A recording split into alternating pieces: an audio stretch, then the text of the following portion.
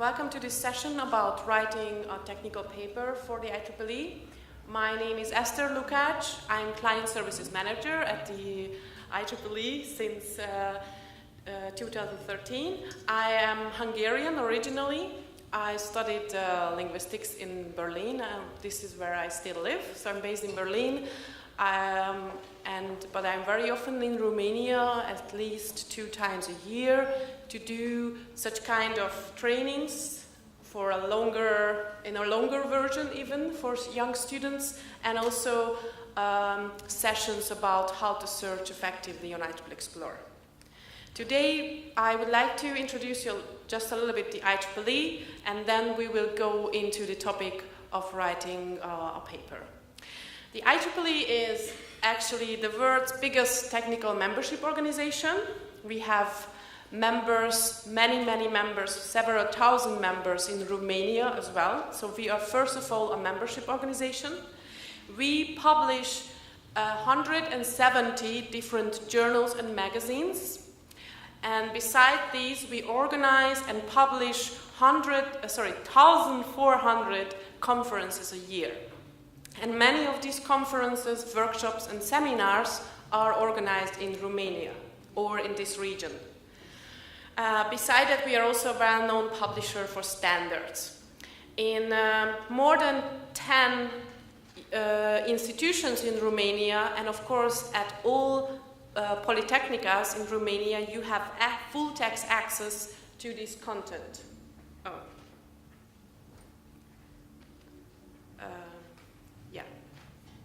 You have full text access. I just put the wrong button.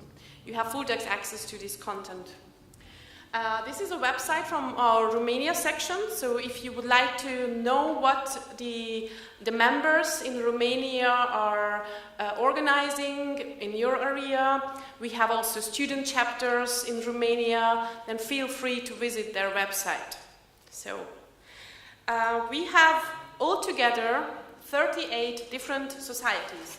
These societies are dealing with different topics dedicated to, the oldest one is the Power and Energy Society. You have many members in Romania in this society, and also Computer Science, Communication Society, but also Vehicle Technology, even Education. So it's a truly multidisciplinary activity what we have. These societies are, by the way, the owners of the journals and magazines where you can publish. So I recommend you that you, beside going on IEEE Explore Digital Library, that you visit the website of these societies to learn about their publications and their conferences. Here you see an overview about the biggest topic we cover. We are very well known for electrical engineering and computer science, but we cover many very important topics. As I said, we are truly multidisciplinary, and you have many universities in Romania have access to our biggest database with access to 3.4 million full-text documents.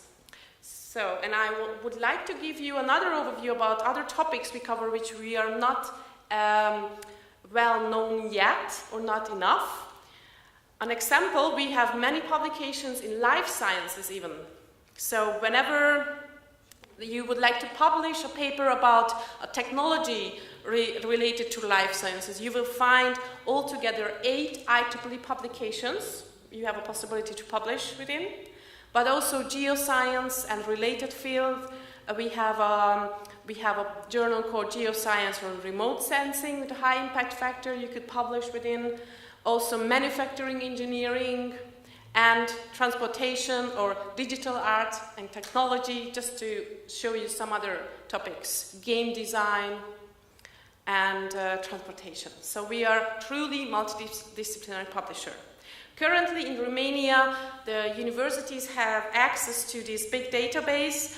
It is called IEEE IT Electronic Library. This gives you full text access to IEEE journals, all IEEE journals and magazines, and also to all of our conferences, the standards. But you see here some other names. This is the VDE or VDE, Verein Deutsche Ingenieure. Their conference proceedings are also included in this subscription in full text, in English, not in German. And the IET The IET, or the Institution of Engineering Technology, is also a membership organization. They publish very important magazines and journals and conferences. You have full text access to those. Since last year, there is another title we have added to our database. It's called the Bell Labs Technical Journal. It's a very important journal related to telecommunication, and it's published by Alcatel-Lucent. It's available on IEEE Explorer. Why is this important? We have mentioned this today, or I've heard others were mentioning this today. You have to have full text access before you start at all to work on your research project, and you have to have full text access to different databases to work on your research paper. Okay, every year we are adding completely new titles. We start to publish new titles. These are our titles we start this year. There are interesting topics about big data, for example, transportation electrification, systems, man, and cybernetics magazines. If you have a subscription, you have automatically access to those.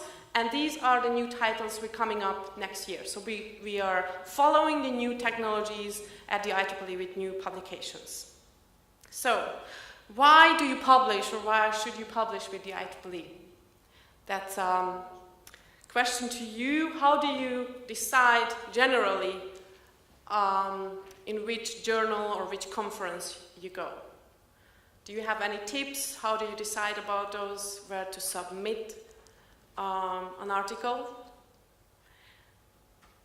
Like, do you decide based on Google result numbers, or do you talk to your supervisor, your professor?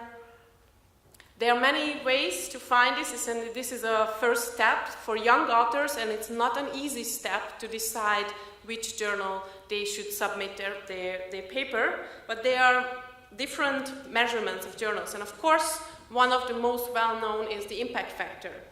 Our journals belong to the highest impact factor journals in these technological areas: electrical engineering, electrical and electronic engineering, telecommunications, cybernetics, and so on. So it means that for our researchers, these are probably the #1 journals they should have full text access to and read regularly to be updated about the newest developments. And also for your researchers to get published, these are also the #1 target journals to get published.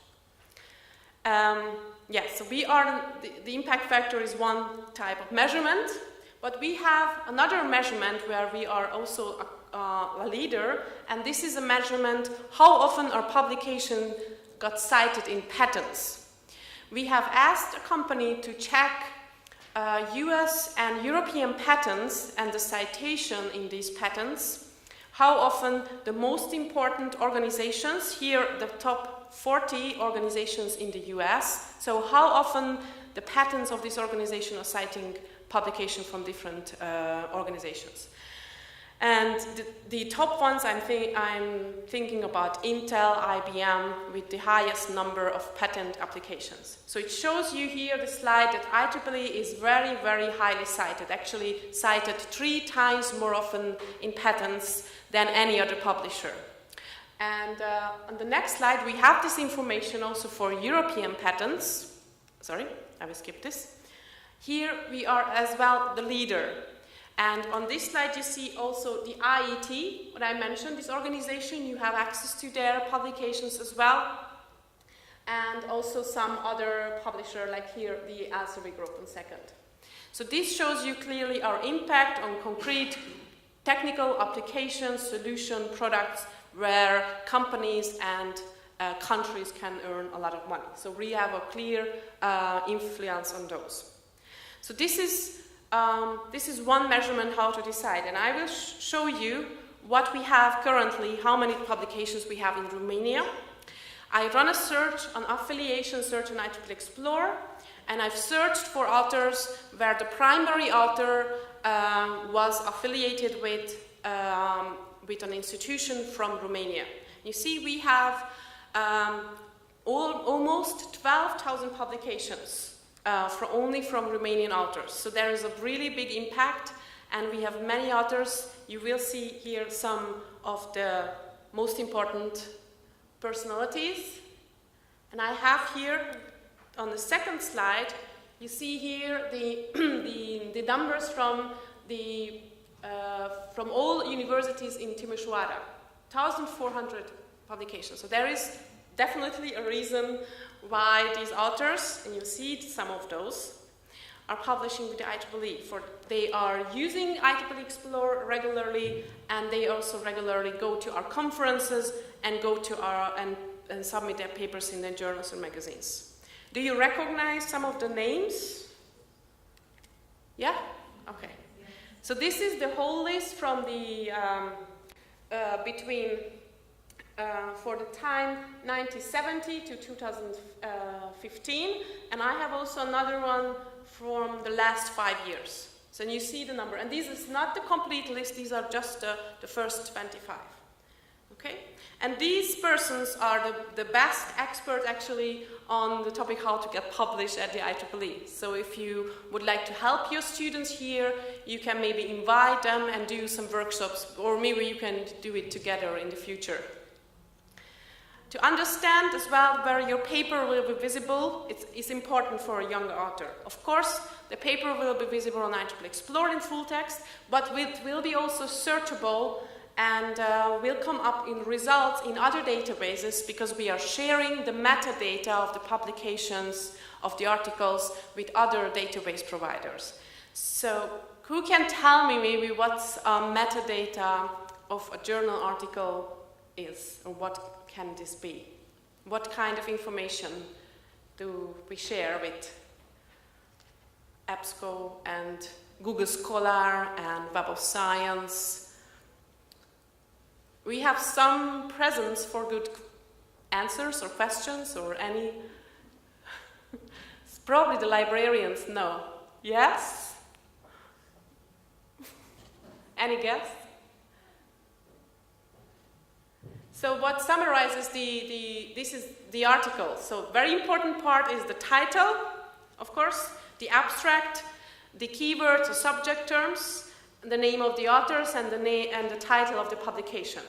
So to give a good searchability and findability for your article, it's very, very important what kind of keywords do you include in the title, in the abstract, because it gives you a good relevance ranking for your publication in different databases. And of course the abstract. Some other or many other researchers will only see first the abstract of your paper in other databases. And they have to go to IEEE Explore to download the full text, but it's a very important part of your paper. So, I've mentioned the journal articles and the conference papers. These are both possibilities for authors to get published with the IEEE. And many of you go, and young students first go to conference. Do you know approximately what is the difference between the two different publication types? A journal article and a conference paper? Or do you know when a researcher goes to conference and when they publish a journal article? Maybe Mr. Paul Canning, my colleague from Chicago, can help me. The newest ideas are published at conferences. Yeah. So that's where the new ideas are, and after they're thoroughly peer-reviewed, they go into an archival journal. Yeah, very good answer. So, you have different options. You will get the t-shirt. You might want to repeat that one a bit here. Yeah. So. Conference proceedings, which are different from journals. So, for example, one institution can organize a conference every 5 years, meanwhile a journal has a regular period of publication several times a year or something like this. Yeah, but yeah. Only that if they organize a conference this year, they will do one next year. Yeah. There are regular conferences, Well, international regular conferences. I think that, well, I've done some which I think from the experience they became regular. Maybe they didn't start. Yeah. But due to scientific realities, they became regular, Yeah. and Yeah. So there are these two content types. Usually you can start to present your research project at the very beginning if you go to an IEEE workshop. And then later on, you can go to a conference when you have preliminary results from your project to present it to your peers and also to get feedback from your colleagues, which is a more informal feedback during the conference. And then later, when you finish the project, you have checked all the results data, you have more detailed information, and you have your conclusions. You publish a fully representation of your whole project in a journal article, which can be even 20 or 30 pages long. Okay? You have different options. And it's a very good first step for students to go to a conference and present their paper there. And it's also a little bit easier to get accepted at a conference than first to go to the journal. So what I mentioned that you can go to a conference, present a paper about this project there, and then later on you go to and submit an article at the journal. Can you just take the text from your conference paper and just submit it again as a journal article, or do you know any regulations about this? Well, it depends. For example, I attend a conference where if your article is published at the conference, it goes to at least 4 or 5 checkouts. So they check out the abstract, they check out the first submission of paper, then there's comments at the conference, and after the conference you have 1 month to take account of all your preparations and things done to the conference, and then you submit it for publication. Now when it goes to publication, it is possible that the reviewers might send you the article back and say, okay, we want the title to be 10 words or 20 words or something like this. So it's 5 letters until it gets published. As a conference paper. As a conference paper, international, etc. As a lead. Yeah. So it's a long process. They shorten all. No, my question. But it depends what conference you attend. Not all conferences are at least. Yeah. Yeah. My question was about, and this happens quite often, that you have already published something, even a journal article or a conference paper on a different level, but later you would like to write something else, but there are some limitations. Yeah. There are some, this conference, for example, is linked to some journals, so after the conference you might get an email from a journal which says, you have published this, would you be interested to submit your article to our journal? Yeah, thanks.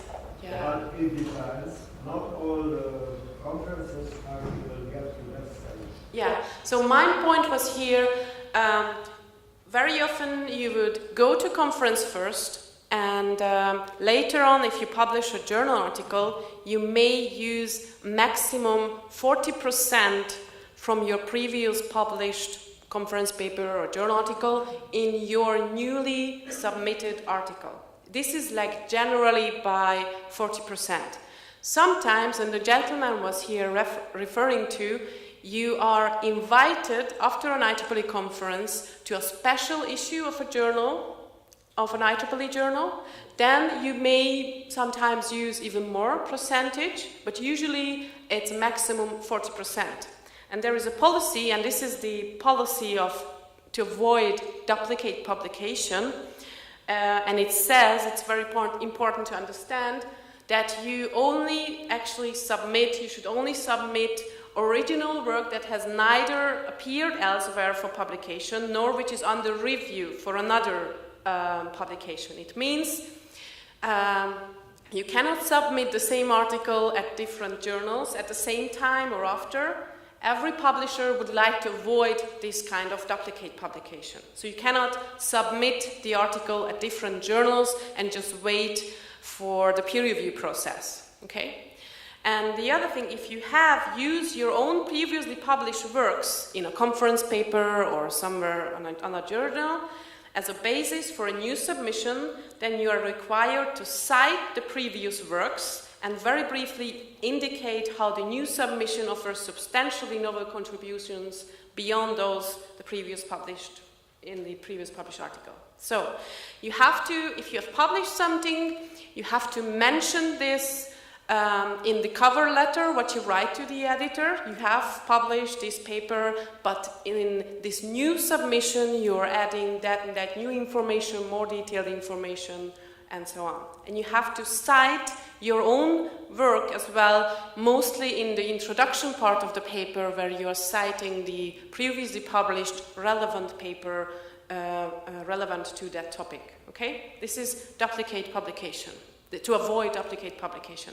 And we have a software solution to check this. So we will check the submitted paper and check how big the overlap is with other publications, not only from the IEEE, but also other publishers, to avoid duplicate publication, of course, and to avoid plagiarism.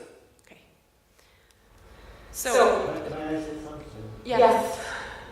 But it has to be in the first, the paper has to be genuine in the first place to get to the journal, to draw the attention of the journal after the conference, and be asked to send it and extend it over the 40%.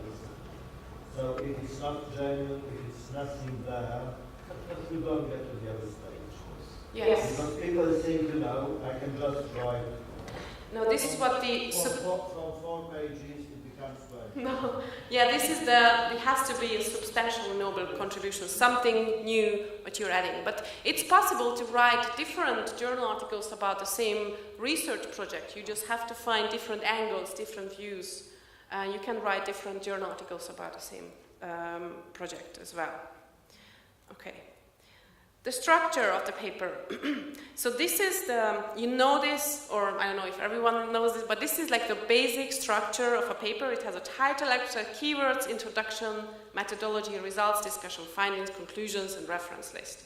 We mentioned that the title, the abstract, and the keywords, these are part of the metadata. This is very important for searchability and visibility. And then we have the other parts. And another question goes to someone who already written an article. Where do you usually start the writing process? If you see this structure, basic structure, where do you start to write? Just some ideas. What's your... Results. Yeah, okay. And why? Because if that's the main point of the Yeah. article, I would think we would do that Yeah. first. No? Yeah, well, yeah. Or other ideas? Some would start somewhere else. I mean, there are different ways. A professor said you can start anywhere, just start. But other ideas? We say you should start either with the introduction, because this is where you naturally start the research project you write about why this was at all an important problem.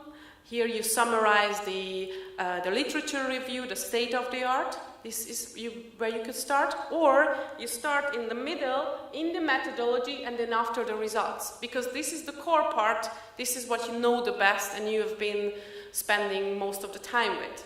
And then you move forward to the conclusion. And if you have written a good conclusion, you can use this as a base for the abstract.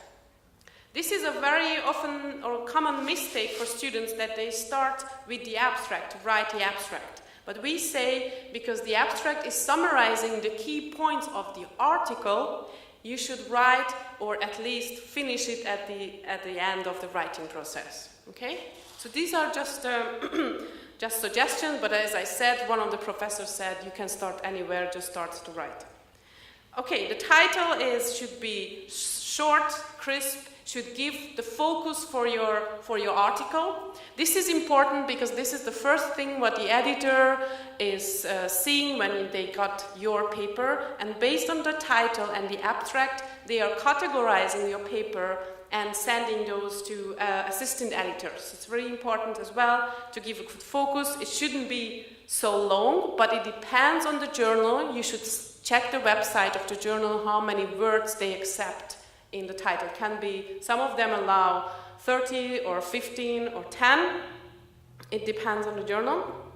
And I have here example for a good and not so good title, and I'm telling you that the second one is not so good, but I would like to ask you, why do you think the second one is not a good title?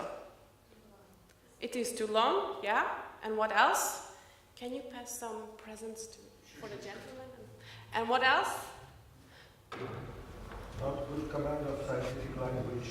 Thank you very much. And why is this? Well, it might not be an English speaker author. It's not native of English language.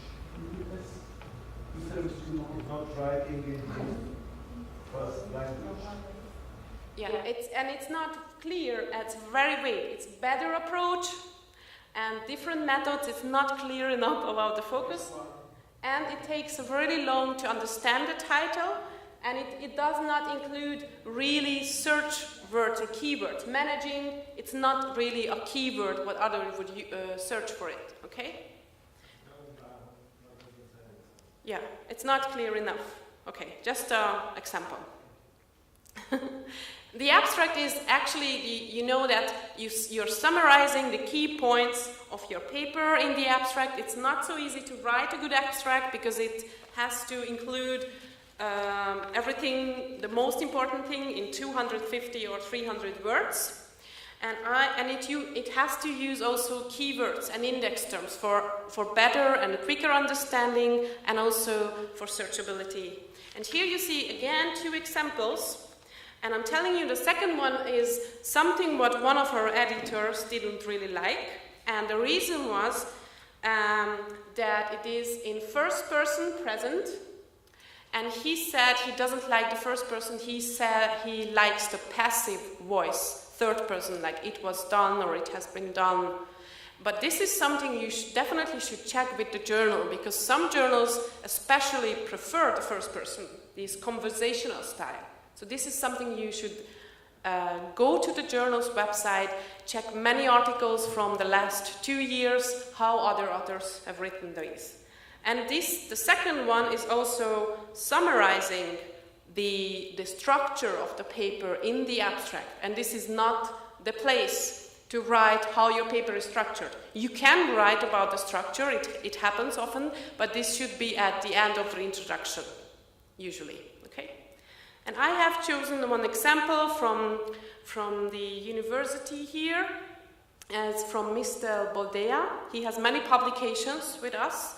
And I have highlighted some keywords here to show you how important it is to mention these also in the abstract for searchability and visibility. And at the end, it clearly states what is actually the result and what are the benefits of the research project and the key points. And they mentioning actually very clearly the benefits here in the abstract already. So this helps for the reader but also for the peer reviewer to understand it more quickly. And this is the first thing what others would see in other indexing and bibliographic databases. On IEEE Explorer you will see many different articles, and not always the best articles are cited highest. So you should definitely check and maybe download some good examples for yourself. You also have to choose keywords, relevant keywords to your paper when you're submitting the article. And the keywords, we have our own taxonomy. This is the IEEE, these are the IEEE keywords. You can choose from these keywords in the drop-down menu in our online submission form. This is an example for keywords from this previous article. If you are not if you think this is not enough, you can also add your own articles, the author-provided keywords. Very important, again, for others to quicker understand your paper. These are the two keyword types you can choose on your own, and then later on, when the journal is indexed by the database InSpec, we are adding the InSpec index terms to IEEE Explore. This is something you cannot decide about. You decide about the IEEE keywords and the author keywords. Okay. I will maybe go and a little bit quicker about the introduction. You know that in the introduction you're writing about the key problem formulation, why this was at all an important problem, a new and important problem. And here you are summarizing what has been done before, what has been published before. Here you have to show the peer reviewers and the editors that you know the newest and the most relevant articles which are directly supporting your article, and you have to name those, cite those, from the last 2 years, 5 years. Yes, and show that you have done your homework. This is why it's important, of course, to have full text access to databases and the articles. I have another question. I've mentioned full text access. Many students are using Google Scholar as a base, as a starting point for their research. But I've mentioned before that Google Scholar is indexing the metadata of our publications, so the title, the abstract, and the keywords. But what kind of information can you find in the full text, which is very likely not mentioned in the abstract? So the difference, what you can find maybe in the conclusion part of a paper, very often, which is not mentioned in the abstract. No? What kind of ideas in the conclusion? The conclusion part very often writes, or should actually mention the benefits and explain the benefits for the industry and for other researchers, and also mention the future ideas, the ideas where the researchers would follow on with their own research. Okay. And if you're a PhD student, it's really important that you use full text searching in preparation for the paper, because you have to know everything which has been published in your field. Don't miss something because something was not mentioned in the abstract. It's really important. The full text searching is available on IEEE Explore Digital Library directly, and this is what you would not find on Google Scholar. Okay? So here you write in the introduction about the problem formulation. At the end of the introduction, you can write how the paper is structured. In the methodology part, this is the core. We mentioned you could start here as well. This is the first part you could start. This is actually where you write about the problem formulation, and you describe here the processes and the methods what you used in your project. And this part should be written very objectively, without any. I don't have a card, sorry.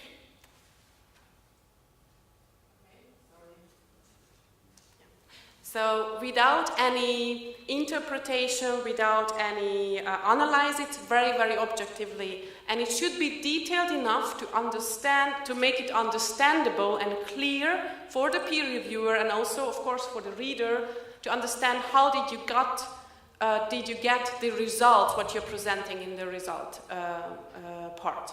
So methodology, it's objective description of the processes and the methods you've used. And here you will see on IEEE Explore very often, to underline and make it easier to understand, many figures and pictures of, or all figures and pictures of the full text article are visible always on the top of the page of the HTML article. So you can see those, you can click on the high resolution image and download even those from the HTML article. Many of you are going to the PDF only, which is really good to go to the PDF, download it to your computer, but check out the HTML because there you can download, see the figures at once, at one tab to understand it quicker. And also, this is really, really cool, if you are using LaTeX, the program, the software LaTeX, you can see all the equations in the HTML in text source. So this would be only an image, but here you can copy and paste the text source of the mathematical equation and paste it into LaTeX. And of course, your paper, if you use equations, and there are many at IEEE, you will be visible like this. So don't just download the PDF, but check also the HTML version, because it has some additional features.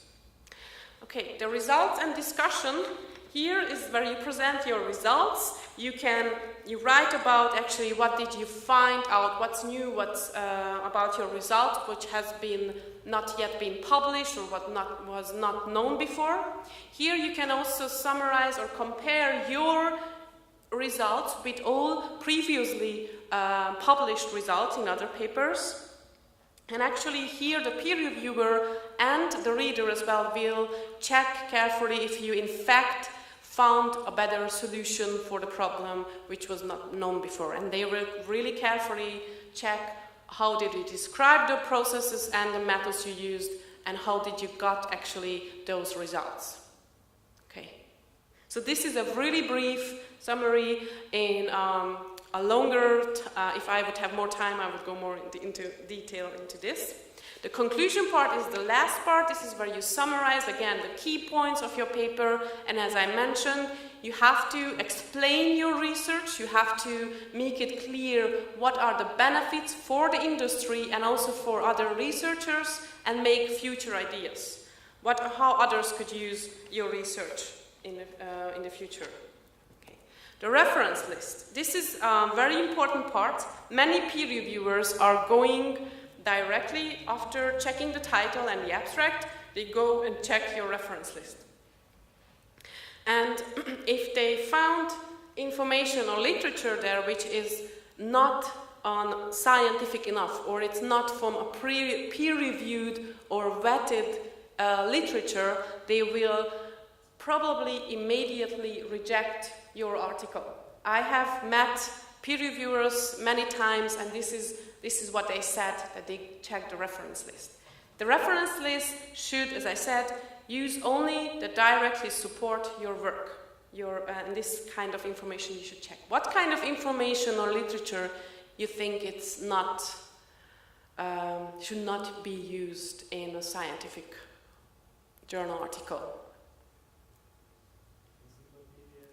Wikipedia, yes, very good. You should not cite a diploma thesis or a master thesis. You should not cite abstract-only information. You should cite if you see the full text. And it helps for the peer reviewer if you are citing literature which is easily accessible online, which has been published online. And it also helps for the peer reviewer if you are naming and checking the DOI number of the publication. This is the digital object identifier, because he or she can just click on that and he will be immediately linked to the website there. Okay? And we have a very nice functionality to create this reference list. You are probably working with citation management programs for RefWorks or EndNote, or there is from Mendeley, or even LaTeX, Zotero, and so on. So you can download the citations and collect those citations in these citation management systems, and you can convert the different citation styles into the IEEE style, into the style of the journal. So it helps you to generate very easily the correct style for the IEEE journal. So you just go to download the citation, you choose which format you like, and you see you can download this basic information how to cite. It helps you definitely to create the data. Good. You can. So the peer review process is. This is an example. this is an example of the peer review process when the paper is received by the editor-in-chief. So they're actually deciding based on the title, the abstract, to categorize your paper and send it to the assistant editor. And the assistant editor is contacting the peer reviewers. So bigger journals, they're working with a pool of peer reviewers, like 300 different experts. You don't know these experts. These are international, maybe a professor or an engineer, definitely an expert in your field. And at least the paper will be sent usually at least to 5 peer reviewers, and at least 2 or 3 will decide about the paper. Okay. But if you think you are working in a very niche, small area, you may suggest a list of peer reviewers. It will not necessarily be accepted, but sometimes journals, they are asking you to send them a list of peer reviewers. But usually the peer review process is a double-blind process where either the peer reviewer nor the author, they don't know each other. Okay, double-blind process. But this is definitely a longer process. You have to think about, before you submit your article, that it can take up to 3, 6, or sometimes 12 months to get an answer. So you have to calculate this time if you know you have some deadlines. And then you can have some different answers. If your paper is straight accepted, that's great. This rarely happens, but that's the best. Or it's more likely your paper will be accepted with minor or major revisions. It means you will get an email from the editor that you have to double check some mistakes or some smaller parts where you have to change something in the paper. So then you have to send it back within 30 days. Usually you have a deadline and you have to keep this deadline. And it can be several times, so back and forth. So you have to also calculate this time if you have your own deadline. So minor, major revisions, and then your paper can be also, before it is paginated in a whole volume and issue, your paper can be published earlier as an early access article. So it means these are the newest journal publications. These are all already available on IEEE Explorer, and we have currently 12,000 different early access articles. So your paper can be quickly published on IEEE Explorer. It doesn't have a volume and issue number, but it has a DOI number, which helps you and other authors to cite your article earlier, actually, before it gets published. So this is like an example of a peer review process from one of our journals. Other journals can have slightly different one, but this is a good overview. So, let's just mention this. This is a very important part, why editors or peer reviewers actually are rejecting papers. Are there any authors in the room who have already submitted something and got a rejection for several reasons? No? Okay. You're all successful authors. So, very often the first thing is that the paper was not a good fit for the publication. It can have different reasons. It's a very important, and it's very often actually. You have to decide very early, actually, before you start to write the article, which journal you would like to submit it. And for this, you have to check probably your result list from your research, where you find very often the most papers. So you know probably which journals you usually use regularly. And then you go to the aim and scope, you go to the website of the journal where you have to check what's actually the topics this journal is covering. If you're working very multidisciplinary, it's not so easy to find a good fit, but for that we have an open access journal. So very first, the topic, the content is not a good fit for the publication. Okay, let's go a little bit quicker. So it is poorly written. What does it mean, poorly written? What do you think? It's the scientifically sometimes, or the English is not advanced enough, but you can learn a lot about this. If you are reading many articles, you will get used to these, the scientific or the English of the engineers. You just have to read a lot of articles.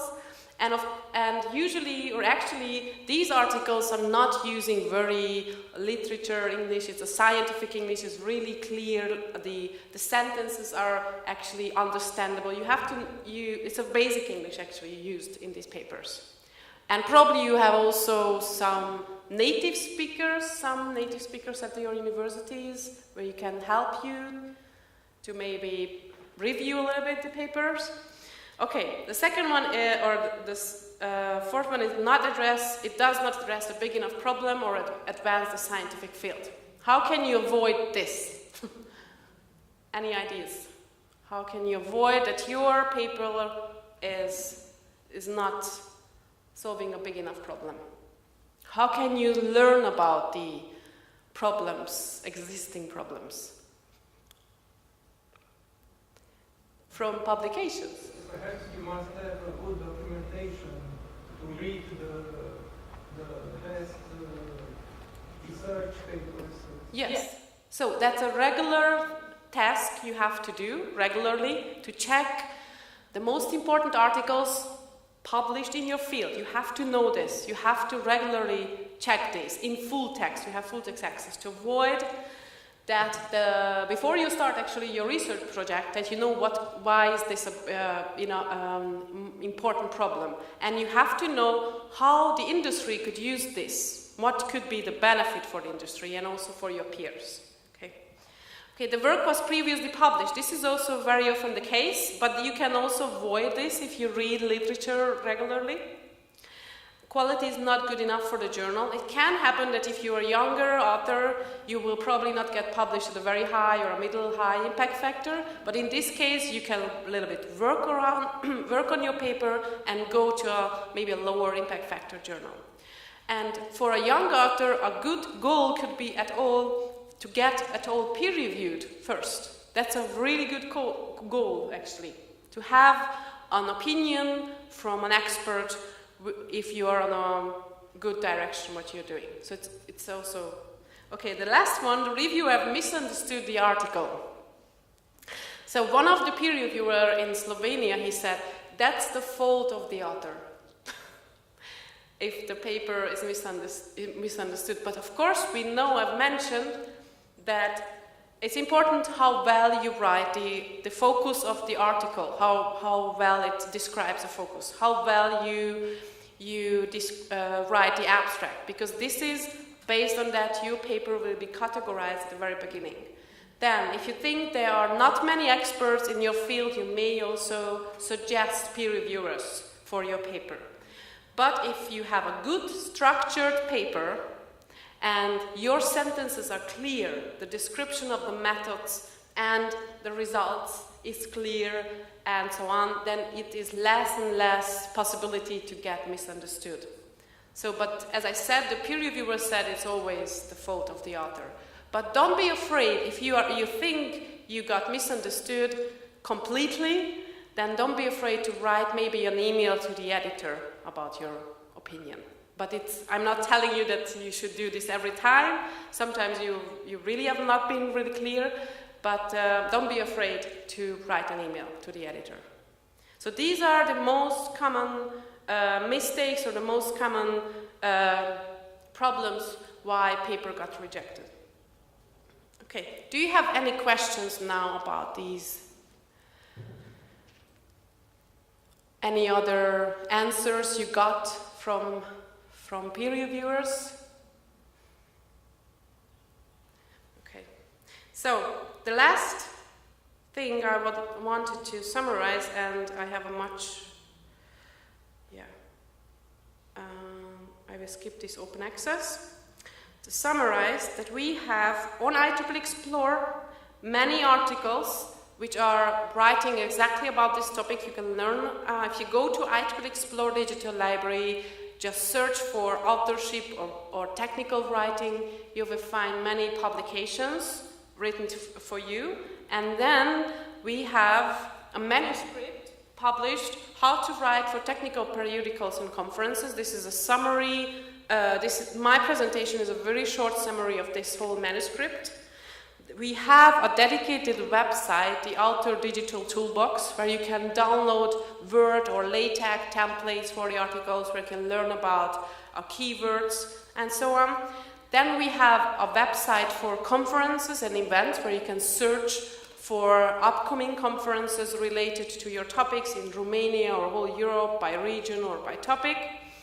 And of course, you should use IEEE Explorer regularly, and also other databases in full text access too, right? And if you really have a lot of time, you're waiting in the bus station, you can listen to recordings from some of our editors, and this is available on IEEE TV for free, so you can listen to these via your smartphone to learn about good tips for young authors, okay?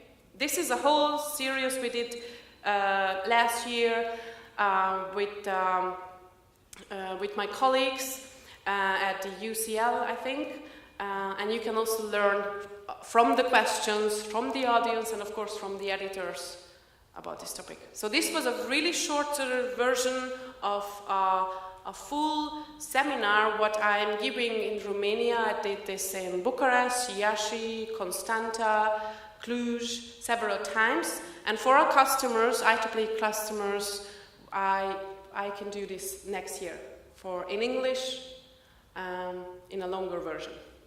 Okay? Thank you very much for your attention, and thank you for participating.